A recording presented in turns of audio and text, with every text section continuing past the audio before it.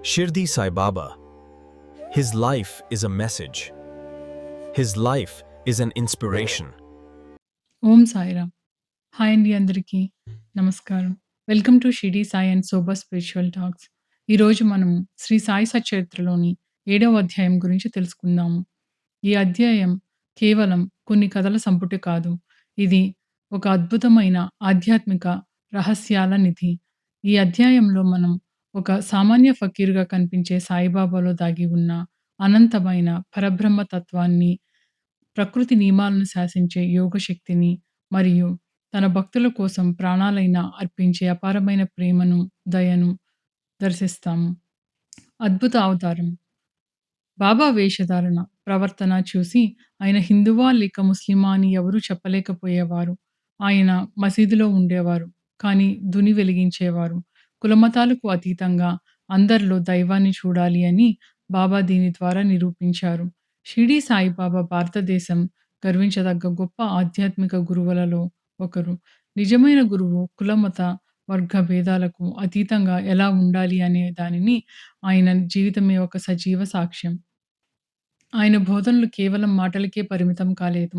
తన ఆచరణల ద్వారా సమాజానికి ఒక గొప్ప మార్గదర్శిగా నిలిచారు. సాయిబాబా దేవుడు ఒక్కటే అని, కులమతాలు లేవని ఆయన చాటి చెప్పారు. ఆయన వద్దకు వచ్చే భక్తుల్లో హిందువులు, ముస్లింలు, క్రిస్టియన్స్ ఇలా అందరూ ఉండేవారు. హిందువులు ఆయనను దత్తాత్రేయుని అవతారంగా పూజిస్తే, ముస్లింలు ఆయనను ఒక గొప్ప ఫకీర్‌గా గౌరవించేవారు. మతం పేరుతో మనుషులు విడిపోకూడదని ఆయన పదే పదే గుర్తు చేశారు. ఖురాన్ పఠనంతో పాటు హారతులు, భజనలు, హిందూ మత గ్రంథాలు పఠనం ఏకకాలంలో జరిగేవి. ఇలా 2 ప్రధాన మతాలు సాంప్రదాయాలను ఒకే చోట చేర్చి, మతాల మధ్య ఉన్న అడ్డుగోడలను ఆయన చెరిపేశారు. ఆ రోజుల్లో కుల వ్యవస్థ చాలా కఠినంగా ఉండేది. కానీ బాబా దానికి తావు ఇవ్వలేదు. ఆయన వద్దకు పేద, ధనిక, అగ్రవర్ణాల వారు, సమాజం అంటరాని వారుగా నెట్టివేసిన వారు కూడా ఉండేవారు. బాబా దృష్టిలో అందరూ సమానమే. ఆయన అందరితో కలిసి కూర్చునేవారు. అన్ని కులాల వారి ఇళ్లకు వెళ్లి భిక్ష అడిగి స్వీకరించేవారు. ఇది ఆనాటి సమాజంలో కుల వివక్షకు వ్యతిరేకంగా ఆయన చేసిన నిశ్శబ్ద పోరాటం. బాబా ఆధ్యాత్మిక సాధన కోసం కఠినమైన పూజలు, ఖరీదైన ఆచారాల వైపుకు మళ్లించలేదు. యాగాలు చేయమని చెప్పలేదు. శ్రద్ధ, సబూరి అని 2 పైసలు దక్షిణగా అడిగారు.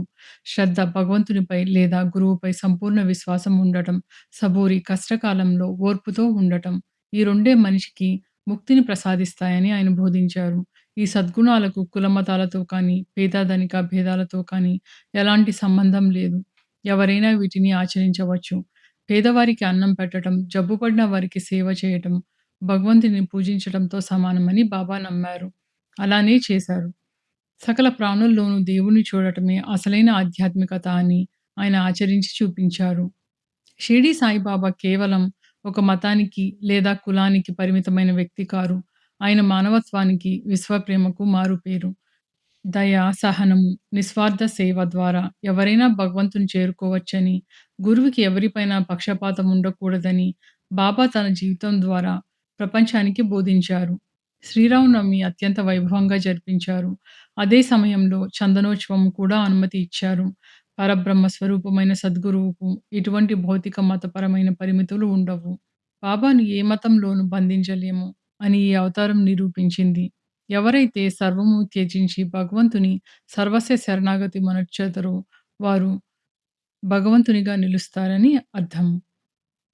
వారికి దేనితో భేదభావం ఉండదు. వారికి జాతి, మత, కులములతో సంబంధం ఉండదు. సాయిబాబా అట్టివారు. వారు భోజన పళ్ళెంలో కుక్కలు మూతి పెట్టినను అసహించుకునేవారు కాదు. సాయిబాబా శుద్ధానంద చైతన్యమూర్తులు. వారు పాదములు నమ్మిన వారికి ఆత్మానందం కలుగును. వారికి వాదనలు కానీ, వివాదం కానీ, చర్చలు కానీ ఇష్టం లేదు. అప్పుడప్పుడు కోపించినప్పటికీ వారెల్లప్పుడూ శాంతంగానే ఉండేవారు. ఎప్పుడూ పరిపూర్ణ వేదాంత తత్వంను బోధించుచుండేవారు. వారు సర్వజ్ఞులైనప్పటికీ ఏమీ తెలియని వాని వలె నటించుచుండిరి. ప్రశంసలు, సన్మానములు వారికి ఏమాత్రము పట్టించుకొనలేదు. బాబా గ్రామంలో ఉన్న దేవాలయములను తాత్యా పాటీల్ ద్వారా బాగు చేయించారు. వారికి దానగుణం నిజంగా గొప్పది. వారికి దక్షిణ రూపంలో వచ్చిన డబ్బులను ఒక్కొక్కరికి 50-15 వరకు చొప్పున అందరికీ పంచిపెట్టేవారు. బాబాను దర్శించినంత మాత్రమున ప్రజలు శుభమును పొందేవారు. రోగులు ఆరోగ్యవంతులగుచున్నారు. దుర్మార్గులు సన్మార్గులవుచుండిరి. కుష్ఠరోగులు కూడా రోగ విముక్తులవుచుండిరి. అందరి కోరికలు నెరవేరుచుండెను. గ్రుడ్డివారికి దృష్టి వచ్చుచుండెను. కుంటివారికి కాళ్ళు వచ్చుచున్నాయి. వారి చేతిలో ఇచ్చిన మందులు బాగా పనిచేసేవి. సాయిబాబా గొప్ప వైద్యుడిగా కూడా పేరు వచ్చెను. ప్రకృతిపై ఆధిపత్యం. ధౌతి మరియు ఖండయోగం. శ్రీ సాయిబాబా అష్టాంగ యోగాలను ఉపాసన పట్టిన మహాయోగీశ్వరుడు. బాబా చేసిన 2 అద్భుతమైన యోగ ప్రక్రియల గురించి హేమడ్ పంత్ ఈ క్రింది విధంగా వర్ణించారు. సాయిబాబా ధౌతి అనే యోగ ప్రక్రియ కాదు, ఇది ఆయన అద్భుతమైన యోగ శక్తులకు, దైవత్వానికి నిదర్శనమని చెప్పారు. సాధారణంగా హఠయోగులు ధౌతి అనేది కడుపులోని ప్రేగులను శుభ్రం చేసుకునే ఒక ప్రక్రియ. మామూలుగా యోగులు 3.5 అంగుళాల వెడల్పున్న 22 అడుగుల పొడవున్న గ్రుడ్డను మింగి అరగంట తర్వాత బయటకు తీయటం. కానీ బాబా ద్వారకామాయికి దూరంగా ఉన్న ఒక బావి వద్దకు వెళ్ళేవారు. అక్కడ తన నోటి ద్వారా కడుపులోని ప్రేగులను పూర్తిగా బయటకు తీసి, వాటిని నీటితో లోపల, బయట శుభ్రంగా కడిగేవారు. ఆ తర్వాత పక్కనే ఉన్న మర్రి చెట్టు పైన ఆరబెట్టేవారు. అది ఆరిన తర్వాత మళ్ళీ వాటిని మింగి యథావిధిగా కడుపులో అమర్చుకునేవారు. షిరిడీలో కొందరు ఈ దృశ్యాన్ని చూసి ఆశ్చర్యపోయారు. ఇది వైద్యశాస్త్రానికి, సామాన్య మానవ శక్తికి అందని విషయము. ఖండయోగం. శ్రీ సాయిబాబా జీవితంలో ఖండయోగము అనేది చాలా అద్భుతమైన మరియు రహస్యమైన ఘట్టము. ఖండయోగం అనేది హఠయోగంలో అత్యంత క్లిష్టమైన ప్రక్రియల్లో ఒకటి. ఇందులో ఒక యోగి తన శరీర అవయవాలను కాళ్ళు, చేతులు, తల, మొండెము వేరు చేసి వేరు వేరు ప్రదేశాలలో ఉంచి కొంత సమయం తర్వాత వాటన్నిటిని తిరిగి యథావిధిగా కలపడం. షిరిడీలో సాయిబాబా ద్వారకామాయిలో రాత్రిపూట ఎవరూ లేకుండా ఏకాంతంగా ఉండేవారు. ఒకానొక సందర్భంలో ఒక భక్తుడు అనుకోకుండా మసీదులోనికి వెళ్లారు. అక్కడ అతను చూసిన దృశ్యం భయానకంగా ఉంది. బాబా వారి శరీర అవయవాలు వేరు చేయబడి ద్వారకామాయిలో అక్కడక్కడ పడి ఉన్నాయి. ఆ భక్తుడు బాబాను ఎవరో హత్య చేశారని భయపడి స్పృహ కోల్పోయే స్థితికి వచ్చాడు. కానీ ఇది ఎవరికైనా చెబితే తననే అనుమానిస్తారని భయపడి మౌనంగా ఉండిపోయాడు. మరుసటి రోజు ఉదయం అతను భయపడుతూనే ద్వారకామాయికి వెళ్ళేసరికి సాయిబాబా మామూలుగా ఎంతో తేజస్సుతో కూర్చొని ఉన్నారు. ఆ భక్తుడికి అప్పుడు అర్థమైంది. అది సామాన్యమైన విషయం కాదు, బాబా వారి యోగశక్తి అని. ఆధ్యాత్మిక అర్థం. సాయిబాబా ఇలాంటి లీలలు కేవలం ప్రదర్శనల కోసం చేసేవారు కాదు. దీని వెనుక ఆధ్యాత్మిక అర్థం ఉంది. దేహాతీత స్థితి. సాధారణంగా మానవులు నేను అంటే ఈ శరీరం అనే భ్రమలో ఉంటారు. ఖండయోగం ద్వారా బాబా నిరూపించింది ఏంటంటే, నేను ఈ శరీరం కాదు. ఈ శరీరం నా అధీనంలో ఉన్న ఒక పరికరం మాత్రమే అని, ఆత్మకు శరీరంతో సంబంధం లేదని, శరీరాన్ని ఒక వస్త్రంలా విడిచిపెట్టగలనని, మళ్ళీ ధరించగలనని చాటి చెప్పారు. అష్టసిద్ధులపై ఆధిపత్యం. యోగాభ్యాసంలో అణిమ, మహిమ, గరిమ వంటి అష్టసిద్ధులు ఉంటాయి. బాబా పరిపూర్ణ యోగి అని, ప్రకృతి మరియు పంచభూతాలు ఆయన ఆజ్ఞను పాటిస్తాయని చెప్పటానికి ఇది ఒక నిదర్శనం. సాయిబాబా చేసిన దౌతి క్రియ మరియు ఖండయోగము ఈ 2 ఆయన ఒక సాధారణ ఫకీరు కాదని, సకల సిద్ధులు పొందిన సమర్థ సద్గురువని తెలియజేస్తాయి. బాబా భౌతిక శరీరానికి అతీతులు. ఆయన పరిపూర్ణ చైతన్య స్వరూపులని మనం గ్రహించాలి. ఒక్కొక్కప్పుడు ఇతరుల వ్యాధిని తమపై వేసుకొని, ఆ భారాన్ని తాను అనుభవించేవారు. అటువంటి సంఘటనలను ఒకదాన్ని మనం తెలుసుకుందాం. దీన్ని బట్టి బాబా యొక్క సర్వజ్ఞత, దయార్థ హృదయము మనకు అర్థమవుతుంది. సర్వవ్యాపకత్వం. కమ్మరి స్త్రీ బిడ్డను కాపాడుట. 1910వ సంవత్సరం దీపావళికి ముందు రోజు బాబా ధుని ముందు కూర్చొని ప్రశాంతంగా చలి కాచుకుంటున్నారు. హఠాత్తుగా ఎవరూ ఊహించని విధంగా బాబా తన చేతిని భగభగా మండుతున్న ధునిలో అగ్నిలో పెట్టారు. చేయి కాలిపోతుంది. వెంటనే మాధవరావు దేశపాండే పరిగెత్తుకుంటూ వచ్చి బాబా నడుము పట్టుకొని వెనక్కి లాగి, "దేవా ఏమిటిది? మీ చేతును ఎందుకు కాల్చుకుంటున్నారు?" అని భయంతో అడిగారు. అప్పుడు సకల చరాచర జగత్తును శాసించే ఆ సాయినాథుడు నవ్వుతూ ఇలా చెప్పారు, "శ్యామ, ఇక్కడకు చాలా దూరంలో ఒక కమ్మరి స్త్రీ తన బిడ్డను ఒడిలో పెట్టుకొని కొలిమిలో ఊదుతోంది. హఠాత్తుగా ఆమె భర్త పిలవటంతో ఒడిలో ఉన్న బిడ్డ సంగతి మరిచి ఒక్కసారిగా పైకి లేచింది. ఆ పసిబిడ్డ మండుతున్న కొలిమిలో పడిపోయాడు. వెంటనే నా చేతిని ఆ కొలిమిలో పెట్టి ఆ బిడ్డను రక్షించాను. నా చేయి కాలితే కాలిపోయింది కానీ ఆ పసిబిడ్డ ప్రాణం దక్కింది కదా" అని బాబా అంటారు. బాబా సర్వాంతర్యామి అనటానికి ఇంతకంటే గొప్ప నిదర్శనం ఏం కావాలి? భక్తుడు ఎక్కడ ఉన్నా, ఏ ఆపదలో ఉన్నా బాబా రక్షక కవచంలాగా అడ్డుపడతారు. భౌతికమైన దూరం బాబాకు ఒక లెక్క కాదు. సర్వవ్యాపకతకు కూడా ఈ లీల నిదర్శనము. స్వచ్ఛమైన భక్తికి, ప్రేమకు లొంగిపోయిన బాబా. మాధవరావు దేశపాండే ద్వారా బాబా చేయి కాలిన విషయం తెలుసుకున్న నానాసాహెబ్ చాందోర్కర్ ముంబై నుండి డాక్టర్ పరమానంద్ అనే మంచి వైద్యుని తీసుకువచ్చారు. కానీ బాబా ఆ డాక్టరుచే చికిత్స చేయించుకొనుటకు ఇష్టపడలేదు. డాక్టర్ గారు అనేక సార్లు వేడుకొండ్రి. అప్పుడు బాబా భగవంతుడే తనకు వైద్యుడని, తనకేమాత్రం బాధ లేదని చెప్పేవారు. ఆ గొప్ప వైద్యునికి దక్కని అదృష్టం ఒక సామాన్య రోగగ్రస్తుడైన భక్తునికి దక్కింది. అతని పేరు బాగోజీ సింధే. బాగోజీ సింధే కుష్ఠరోగి. అతడు ప్రతిరోజు ఉదయం బాబా చేతిని నేతితో తోమి ఏదో ఆకు వేసి కట్టు కట్టేవారు. సిద్ధపురుషుడైన బాబాకి ఇదంతయు అవసరం లేదు. కానీ బాగోజీ హృదయంలోని భక్తికి లొంగి, ఆ సేవను బాబా మహాసమాధి వరకు ఇది జరుగుతూనే ఉండేది.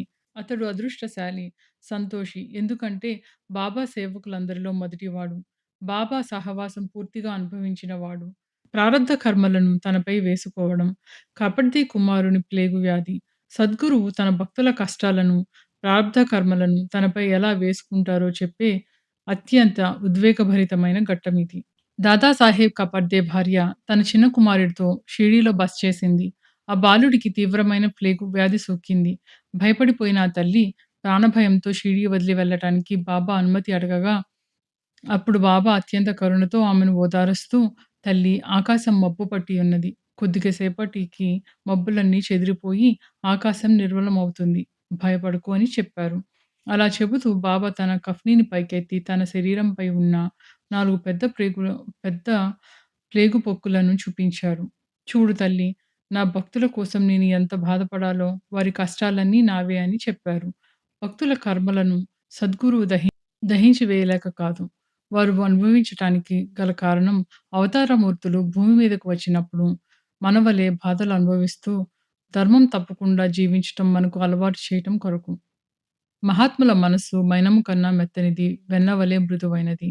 వారు భక్తులను ప్రత్యుపకారమేమియూ ఆశించక ప్రేమించెదరు. తన భక్తుల రోగాలను తనపై వేసుకొని వారికి పునర్జన్మ ప్రసాదించారు.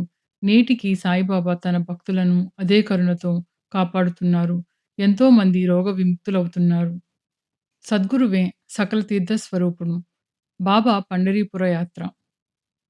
ఈ అధ్యాయం చివరిలో బాబా తన భక్తుల మనస్సుల్లోని కోరికలను ఎలా గుర్తిస్తారో వివరించబడింది. నానాసాహెబ్ చాందోర్కర్‌కు పండరీపురానికి బదిలీ అయింది. పండరీపురానికి భూలోక వైకుంఠం అని మరొక పేరు. నానాసాహెబ్ పండరీపురానికి వెళ్ళే ముందు షిరిడీలో ఉన్న తన సజీవ విఠలుడిని దర్శించుకొని వెళ్ళటానికి ఆయన ఎవరికీ చెప్పకుండా షిరిడీకి బయలుదేరారు. కానీ బాబా సర్వజ్ఞుడొకటచే బాబా సర్వజ్ఞుడొకటిచే గ్రహించెను. బాబా ద్వారకామాయిలో ఉన్న వారితో హఠాత్తుగా ఇట్లనెను: "మనమందరము కలిసి భజన చేసెదము. పండరీ ద్వారములు తెరిచారు. నేను పండరీ పోవలెను. నేనక్కడనే నివసించవలెను. ఎందుకనగా అదియే నా ప్రభువు యొక్క ధామము" అని పాడుతున్నారు. కొద్దిసేపటికి నానాసాహెబ్ వచ్చి తనతో పాటు పండరీపురానికి రమ్మని బాబాను అభ్యర్థించారు. అప్పటికే బాబా మానసికంగా పండరీపురానికి చేరుకున్నారని భక్తులు చెప్పగా నానాసాహెబ్ ఆశ్చర్యపోయి బాబా పాదాలపై పడి, సద్గురువు ఎక్కడ ఉంటే సకల పుణ్యక్షేత్రాలు అక్కడే ఉంటాయని అనుకొని బాబా యొక్క ఊది ప్రసాదములను, ఆశీర్వాదములను, అనుజ్ఞను పొంది నానాసాహెబ్ పండరీపోయెను. ఇటువంటి బాబా లీలలకు అంతులేదు. ఓం సాయిరాం. ఓం సాయిరాం. సర్వాంతర్యామి. సర్వాంతర్యామి అనగా సృష్టిలోని సమస్త ప్రాణులు, అచేతన వస్తువుల లోపల ఉండి వాటిని నడిపించే ఒక అంతర్గత శక్తి లేదా చైతన్యం. అచేతన అంటే ఇది ప్రాణం లేని, కదలిక లేని జడ పదార్థాలను సూచిస్తుంది. హిందూ సనాతన ధర్మంలో, వేదాంత తత్వశాస్త్రంలో అంతర్యామిగా అనగా ప్రతి జీవి అంతరంగంలో ఉండి ఆ జీవిని సన్మార్గంలో నడిపించే పరమాత్మ అని లేదా అంతరాత్మ అని అర్థం. ఈశ్వరః సర్వభూతానాం హృద్దేశార్జున తిష్టతి. భ్రమయాన్ సర్వభూతాని యంత్రారూఢాని మాయయా. దీని తాత్పర్యం ఏమిటంటే, ఓ అర్జున, పరమాత్మ సమస్త ప్రాణుల హృదయాల్లో కొలువై ఉన్నాడు. యంత్రం మీద ఎక్కిన వారిని యంత్రం నడిపినట్లుగా, అదే విధంగా భగవంతుడు తన మాయాశక్తి చేత ప్రాణులందరినీ వారి వారి కర్మలను అనుసరించి నడిపిస్తున్నాడు. అర్థం: మనిషి తన అహంకారంతో అంతా నేనే చేస్తున్నాను అని అనుకుంటాడు. కానీ వాస్తవానికి మన దేహం ఒక యంత్రం లాంటిది. అందరిలో అంతర్యామిగా ఉండి మన కర్మలను ఆధారం చేసుకొని ఆ దేహాన్ని నడిపించే చైతన్య శక్తి ఆ భగవంతుడే అని శ్రీకృష్ణుడు ఈ శ్లోకం ద్వారా అర్జునికి బోధించారు. వేదాలు, ఉపనిషత్తులు, భగవద్గీత వంటి గ్రంథాలలో దైవత్వాన్ని 3 ప్రధాన కోణాల్లో దర్శించవచ్చునని విశ్లేషించబడింది. భగవంతుడు సత్, చిత్, ఆనంద స్వరూపుడు. ఈ దైవత్వాన్ని సాధకులు వారి వారి పరిపక్వతను బట్టి 3 విధాలుగా గ్రహిస్తారు. సత్. సత్ అంటే బ్రహ్మము, ఎప్పటికీ ఉండేది, ఎన్నటికీ మారనిది. కానీ సత్ అనేది కాలానికి అతీతమైనది. భూత, భవిష్యత్, వర్తమాన కాలాల్లో మార్పు లేకుండా ఎప్పుడూ ఒకేలా ఉండే పరమ సత్యమే సత్. ఈ సృష్టి నశించినా అంతిమంగా ఉండే ఉనికి అది. అంతటా వ్యాపించి ఉన్న నిరాకార, నిర్గుణ, సర్వవ్యాపిత చైతన్యము. సర్వం బ్రహ్మమయమని గ్రహించటం ద్వారా సాధకుడు తనలోని శాశ్వతమైన బ్రహ్మతత్వాన్ని తెలుసుకుంటాడు. చిత్. ప్రతి జీవి హృదయంలో కొలువై ఉండి, కర్మలను సాక్షిగా గమనిస్తూ నియంత్రించే పరమాత్మ. ఈ అంతర్యామి జీవుని ఆలోచనలను, కర్మలను ప్రేరేపిస్తూ ఉంటాడు. జ్ఞానం లేదా ఎరుక. ప్రకృతి పురుషుడిగా ఉండి నడిపిస్తుంటాడు. మనల్ని మనం తెలుసుకునే స్వచ్ఛమైన ఎరుక ఇది. దీనివల్లే మనకు చూసే శక్తి, వినే శక్తి, ఆలోచించే శక్తి వస్తున్నాయి. మన మనసు, ఇంద్రియాలకు ప్రాణశక్తిని ఇచ్చే అంతర్గత వెలుగు లేదా అణువణువున వ్యాపించి ఉన్న దైవ చైతన్యమే చిత్. ఆనంద్. భగవానుడు. ప్రాపంచిక సృష్టికి అతీతంగా ఆధ్యాత్మిక లోకాలలో వ్యక్తమయ్యే అనంత కళ్యాణ గుణ సంపన్నుడైన దేవాది దేవుడు. భగవానుడు అనగా పరిపూర్ణమైన ఆనందం. ఈ ఆనందం లౌకిక ప్రపంచంలో నుండి వచ్చేది కాదు. మన అంతరంగం నుండే ఉత్పన్నమయ్యే శాశ్వతమైన ప్రశాంతత మరియు ఆనందం. వేదాంతం ప్రకారం భగవంతుడే కాదు, ప్రతి మనిషిలోని నిజమైన ఆత్మస్వరూపం కూడా వేదాంతం ప్రకారం భగవంతుడే కాదు, ప్రతి మనిషిలో నిజమైన ఆత్మస్వరూపం కూడా సచ్చిదానందమే. అజ్ఞానం వల్ల మనం ఈ శరీరాన్ని నేను అని భ్రమపడి దుఃఖాలను పొందుతూ ఉంటాము. ఎప్పుడైతే ఆ అజ్ఞానం తొలగి జ్ఞానోదయం అవుతుందో అప్పుడు మిగిలేది ఈ సచ్చిదానంద స్థితే అని ఉపనిషత్తులు చెబుతున్నాయి. ఉపనిషత్తులు దేవునికి బాహ్య ప్రపంచంలో వెతకటం కన్నా ఉపనిషత్తులు దేవుని బాహ్య ప్రపంచంలో వెతకడం కన్నా అంతర్ముఖ సాధన ద్వారా తమలోనే దర్శించుకోవాలని ఉద్బోధిస్తున్నాయి. జీవుని భౌతిక శరీరమే కాకుండా అతని సూక్ష్మ శరీరమైన మనస్సు మరియు బుద్ధి కూడా పరమాత్మకు ఆధీనమై ఉంటాయి. మనిషి తన మనస్సే తనను నడిపిస్తోందని అనుకుంటాడు. కానీ ఆ మనసు వెనుక ఉండి నడిపించేవాడు ఒకడున్నాడు. బుద్ధి ప్రపంచంలోని అన్నింటినీ విశ్లేషించగలదేమో కానీ తనను నడిపించే ఆ పరమాత్మను తెలుసుకోలేదు. అందుకే మనం ఆ సత్యమును ధ్యానము మరియు తపస్సు ద్వారా దేవుని తెలుసుకోవచ్చు. అచేతన అంటే ఇది ప్రాణం లేని, కదలిక లేని జడ పదార్థము, రాయి వంటివి. దీనిలో కూడా పరమాత్మ ఉంటాడా అంటే ఉంటాడు. విష్ణువు జాడ చెప్పమని కుమారుడైన ప్రహ్లాదుడిని అనేక విధాలుగా హింసిస్తాడు హిరణ్యకశిపుడు. ప్రహ్లాదుడు నిశ్చల విశ్వాసం ప్రకారం దేవుడు ఇందుగలడు అందులేడని సందేహము వలదు, ఎందెందు వెతికినా అందంతే కలడు అని భక్త ప్రహ్లాదుడు అంటాడు. హిరణ్యకశిపుడు కోపంతో ఈ స్తంభంలోని భగవానుడున్నాడా అని ప్రశ్నిస్తాడు. ఆ స్తంభాన్ని పగలగొట్టగా తన భక్తుని సత్యవాక్కుని రక్షించటానికి, ధర్మాన్ని నిలబెట్టటానికి భగవానుడు ఆ జడమైన స్తంభం నుండి ఉగ్ర నరసింహుడుగా ఆవిర్భవిస్తాడు. ఇది కేవలం ఒక పురాణ గాథ కాదు. ఉపనిషత్తులు ఘోషిస్తున్నాయి. ఎవరైతే సమస్త జడ పదార్థాలతో అదృశ్యంగా ఉన్నాడో అన్న సత్యానికి ఇది ఒక ప్రత్యక్ష దార్శనిక రూపము. భక్తి, అంచెలంచెల విశ్వాసం ముందు భగవంతుని అవ్యాజమైన కరుణ మరియు సర్వవ్యాప్త స్వభావానికి ఇది ఒక తిరుగులేని రుజువు. అలానే షిరిడీ సాయిబాబా ఇతరుల మనసులను చదవటం మరియు ఇతరుల వ్యాధులను తాము స్వీకరించటం అనేది కేవలం మహిమలు మాత్రమే కావు. అది మనమందరం వేర్వేరు వ్యక్తులుగా కనిపిస్తున్నప్పటికీ మనందరిలో ఉన్న చైతన్యం ఒక్కటే. సాయిబాబా తన అహం పూర్తిగా తుడిచివేసి విశ్వ చైతన్యంతో ఒకటైపోయారు. యోగశాస్త్రం ప్రకారం మనస్సు పూర్తిగా నిర్మలమైనప్పుడు అది ఒక అద్దంలా మారుతుంది. అప్పుడు ఎదుటివారి ఆలోచనలు ఆ అద్దంలో ప్రతిబింబిస్తాయి. బాబాను భక్తులు అంతర్యామి అని పిలిచేవారు. అంటే ప్రతి హృదయంలో నివసించేవాడు అని అర్థం. ఇతరుల వ్యాధులను బాబా ఎలా స్వీకరించేవారు? ఇది బాబా యొక్క అపారమైన దయకు నిదర్శనము. ప్రతి వ్యాధి వెనుక ఒక కర్మఫలం ఉంటుంది. సాయిబాబా తన భక్తులపై ఉన్న ప్రేమతో వారి కర్మలను తాను స్వీకరించేవారు. బాబా తమ ప్రాణశక్తిని ఉపయోగించి ఆ వ్యాధిని తన శరీరం ద్వారా అనుభవించి దాన్ని భస్మం చేసేవారు. ఇవన్నీ కేవలం ప్రదర్శన కోసం కాదు. దీని వెనుక ఉన్న ముఖ్య ఉద్దేశ్యం. భగవంతుడు మనల్ని గమనిస్తున్నాడనే నమ్మకం కలిగితే మనిషి తప్పులు చేయటం మానేస్తాడు. నేను నీ భారాన్ని మోస్తాను. నువ్వు నా వైపు చూడు అని చెప్పడమే సాయిబాబా ఉద్దేశ్యం.